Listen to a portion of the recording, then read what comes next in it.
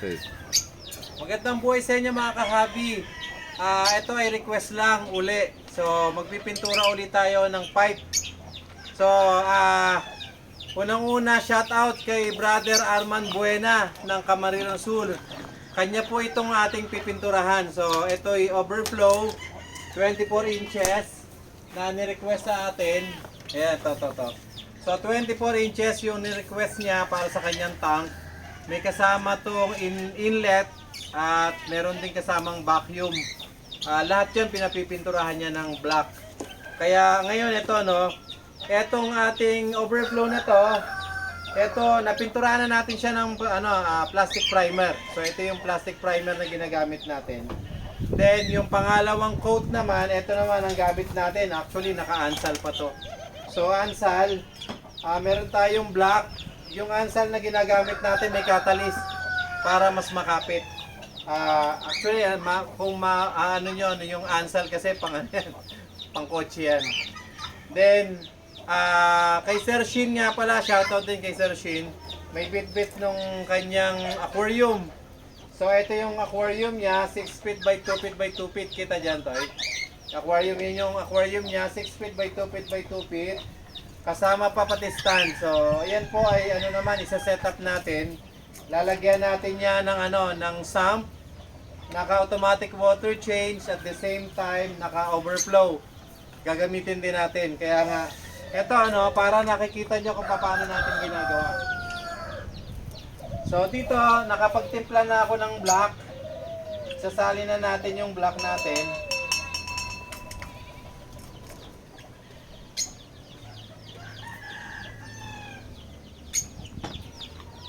Then ito ay ipipintura natin sa ating mga pipe. Yan. Ito yung mga pipe natin. Yan. So, yan. Ayan. So ito, pinturado na ng plastic primer. Then ngayon yung black naman. Yan.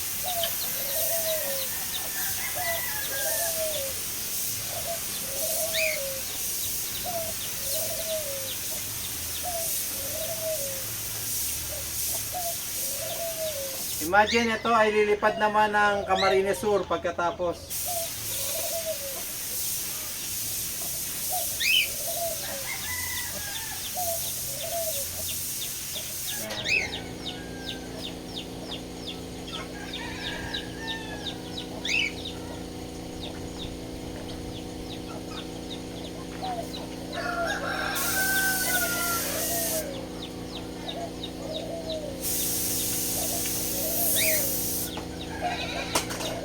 Kasi kalimitan yung ilalim, hindi nalalagyan. Kaya unahin natin ilalim.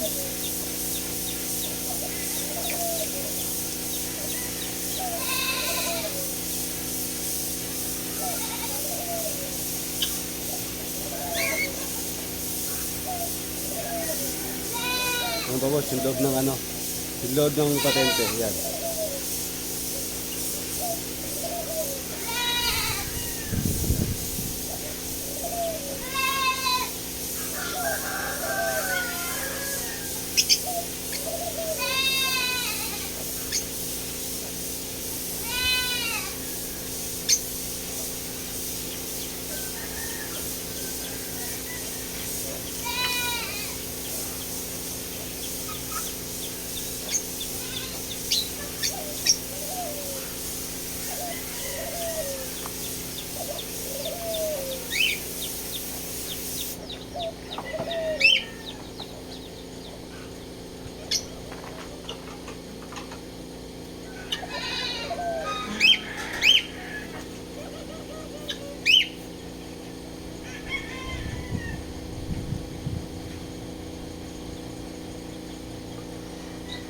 So itong ginagawa natin, actually pwede naman ako magpintura, kaya lang sabi ko nga may kamahalan kasi yung pintura, yung ginagamit natin.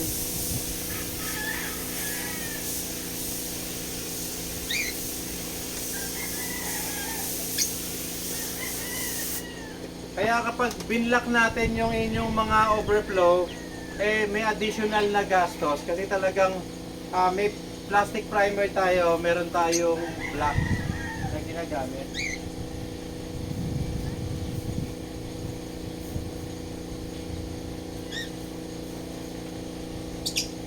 So ito yung inlet.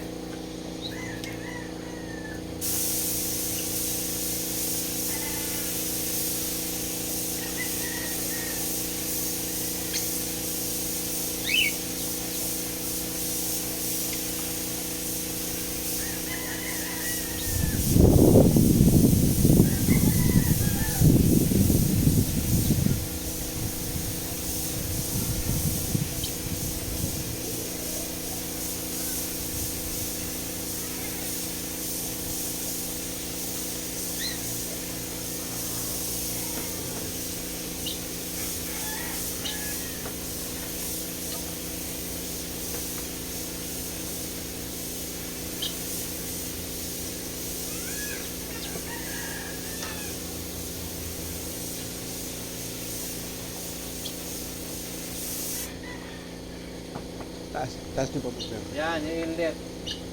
Ayun. Kabila. Kasi minsan di mo nakikita ito. Lalo yan.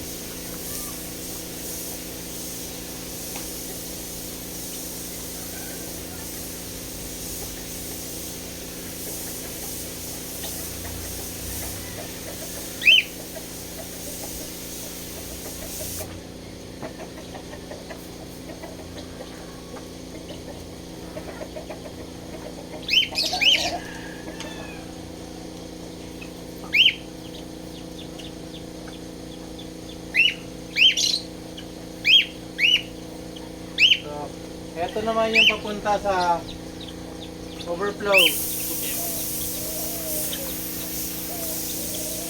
Bago lang, sir.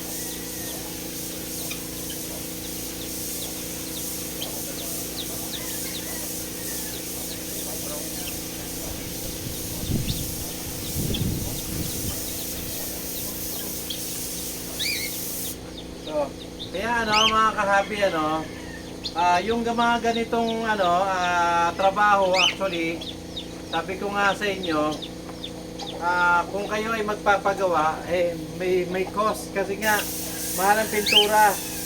So ansal pa yung ginagamit natin pintura dito.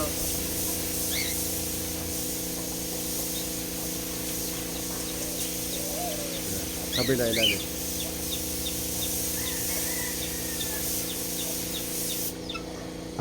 Yan. Ito isasabit-sabit lang muna natin.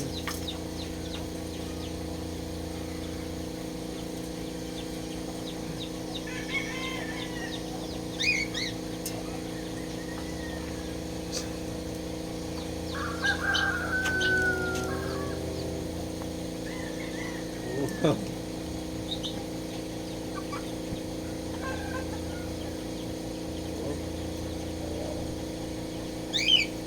Iyaw. Pumasok.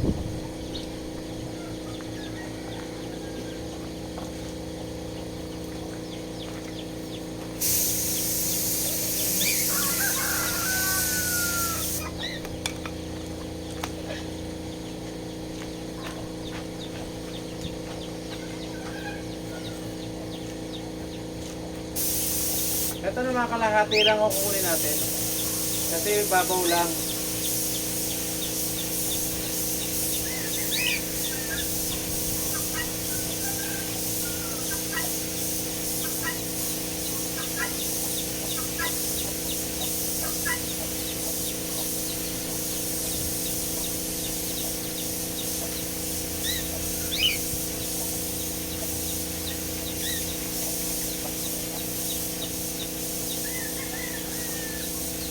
So ito yung pinaka ano natin, inner pipe, uno.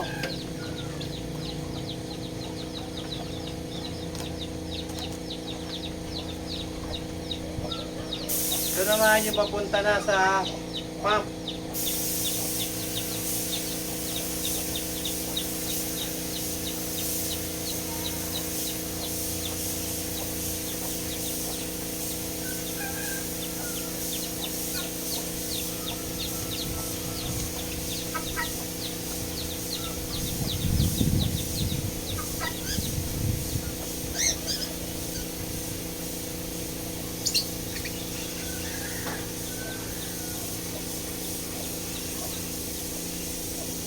So, sakto-sakto lang yung tinimpla natin. So, ayan yung mga kahabi, ano, ganito yung ano natin, ganito yung ating ginagawa. Pag pinipintahan natin,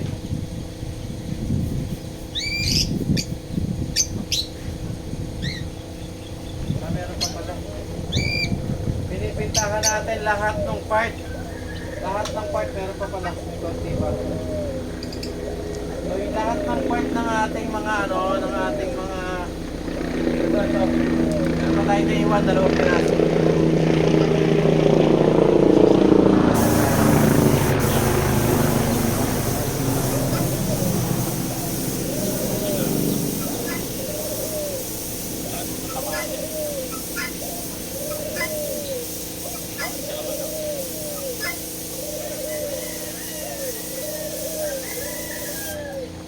Yan, meron pa tayong 2 piraso.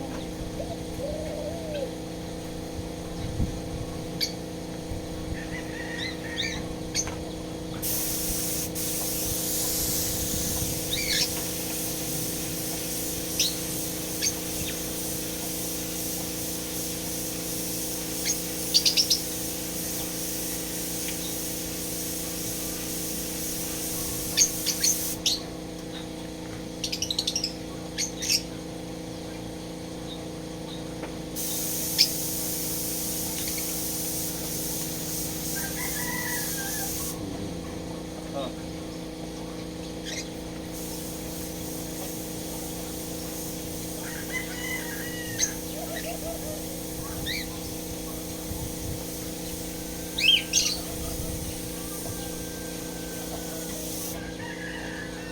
So ayan mga kahabi, at least nakita nyo yung request nyo, may konting natira, pero ano, okay na. At least nakita nyo kung paano natin sila pinipinturahan, at nakita nyo yung klase ng pinturang ginagamit natin. Maraming salamat at magandang buhay sa inyo.